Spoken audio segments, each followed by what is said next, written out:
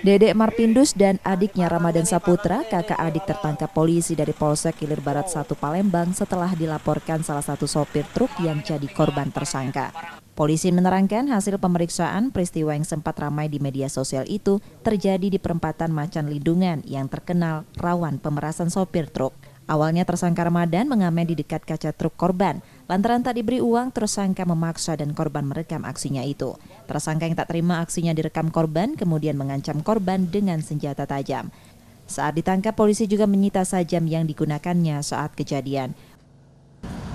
Jadi adapun aksinya dengan meminta sejumlah uang kepada supir, karena sopir menolak, pelaku melakukan pengancaman, tetapi berujung dengan pemecahan kaca mobil dari korban. Untuk barang bukti ini ada beberapa.